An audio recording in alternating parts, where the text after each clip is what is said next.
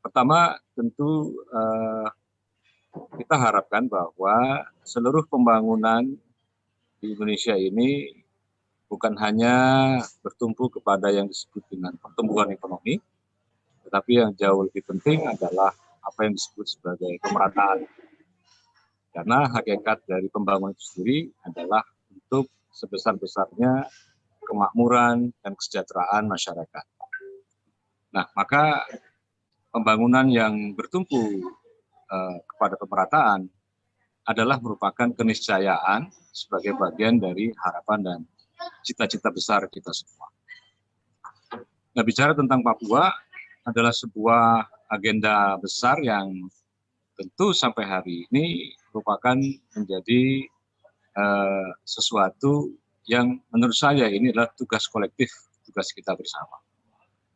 Saya ingin menyampaikan beberapa hal yang penting, yang substansial.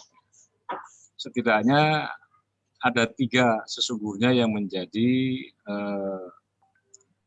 pencapaian-pencapaian yang harus dikerjakan di Papua. Pertama adalah target terpenuhinya SDGs yang kita semua tahu, ya, setidaknya ini adalah tuntutan global pada akhir tahun 2030 yang akan datang. SDGs ini merupakan perpanjangan dari MDGs yang telah berakhir di tahun 2015 dan tentu dilanjutkan sebagai bagian dari upaya global agar ada kesetaraan dalam konteks pemenuhan hak-hak dasar. Dari sisi ini, dari sisi SDGs ini, tentu kalau kita bicara kebutuhan-kebutuhan dasar, baik itu pemenuhan air bersih, kemudian sarana prasarana kesehatan, kemudian akses pendidikan, dan tentu kalau kita lihat 3 faktor pembentuk IPM ini adalah yang pertama adalah pendidikan, yang kedua kesehatan, dan yang ketiga adalah keekonomian ataupun diukur dari pendapatan per kapita masyarakat. Nah, jadi tuntutan global agar kita semuanya melakukan sebuah akselerasi terhadap daerah-daerah yang dianggap tertinggal, ini sesuatu yang mutlak, terutama dalam konteks pemenuhan SDGs. Kedua adalah dunia internasional ini melihat persoalan penegakan hak asasi manusia. Terus terang saja masih menjadi sorotan. Dan yang ketiga tentu adalah terkait dengan isu lingkungan hidup. Jadi ada 3 isu sebetulnya yang menjadi perhatian internasional, terutama kalau kita bicara Papua ini. Yang pertama tadi adalah target pemenuhan SDGs, yang kedua itu adalah tuntutan terhadap adanya penegakan human right. Kemudian yang ketiga itu adalah terkait dengan lingkungan hidup. Nah, adapun kalau kita melihat tahun 2002 ini adalah juga merupakan sebuah tantangan karena berakhirnya kebijakan, kalau saya tidak salah dikoreksi, dana otsus, di mana merupakan ini adalah 2% dari DAU ya di tahun 2022 ini. Maka menurut saya memang kita ini sudah harus mengubah sebuah paradigma yang klasik soal teori pembangunan. Dulu ada teori yang disebut dengan sigma sumber daya alam. Kalau kita jumlahkan seluruh kekayaan potensi alam yang kita miliki, ini kalau dibagi habis dengan sigma jumlah penduduk 230 juta, 270 juta lah. Ini kan sebetulnya sama dengannya adalah tidak boleh ada satupun rakyat miskin di Indonesia. Ini kalau pengertian bahwa salah satu cara untuk mengurangi angka kemiskinan ini adalah dengan cara melulu mendasarkan bergantung kepada sumber daya alam. Tapi kalau kita lihat Papua masih merupakan satu kawasan yang kemiskinannya masih sangat tinggi dibandingkan dengan seluruh daerah di Indonesia. Padahal sumber daya alamnya luar biasa. Nah, maka untuk itu teori ini saya kira harus kita koreksi dengan sebuah teori yang disebut dengan pembangunan yang berbasis kepada sumber daya manusia.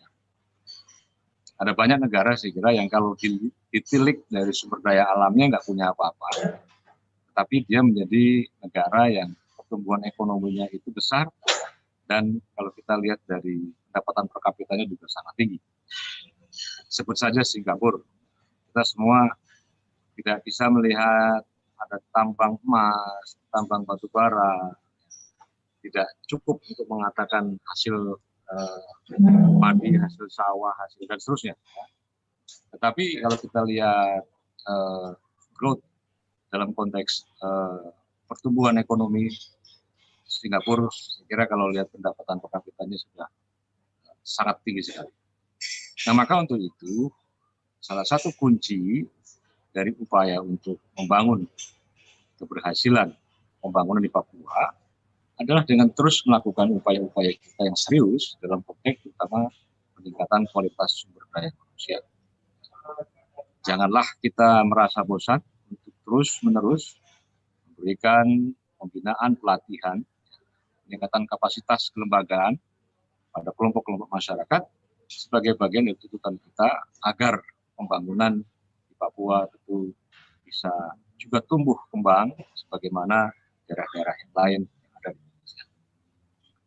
Nah, terakhir saya ingin mengajak kita semua, tentu kita masih prihatin, masih ada konflik yang beberapa minggu ini dengan konflik senjata antara aparat misalnya dengan KKB, dan saya kira kita juga harus kembali terus menunjukkan kepada dunia internasional yang selama ini mungkin punya perhatian khusus dengan Papua, misalnya seperti Australia, kemudian Belanda, Amerika, bahkan Inggris, untuk menunjukkan bahwa sebetulnya kalau kita melihat secara real, kalau dalam konteks pembangunan yang bersifat komprehensif ini, telah ada upaya-upaya yang serius, baik itu oleh pemerintah pusat maupun pemerintah daerah. Tinggal memang kita harus melakukan zonasi daerah-daerah mana yang dalam konteks upaya pengembangan SDM ini memerlukan sebuah kerja-kerja keras dan kerja cerdas. Terima kasih untuk forum ini. Saya kira ini menjadi forum yang sangat menarik sekali untuk senantiasa kita menjadi bagian penting dari upaya kita untuk melakukan sebuah percepatan pembangunan, terutama di kawasan Papua, karena memang negeri kita ini terlahir sebagai sebuah negeri yang merupakan terdiri dari pulau-pulau. Jadi ini merupakan satu kelebihan, sekaligus juga tentu memiliki tantangan yang tidak sedikit. Ya. Karena apa? Karena kalau di kawasan satu hamparan Eropa kan mungkin cukup dengan membangun 1-2 bandara selesai. Ya. Tapi kalau di Indonesia memerlukan mungkin ratusan bahkan ribuan sarana transportasi, kemudian dermaga-dermaga, bandara-bandara, dan seterusnya, dan seterusnya.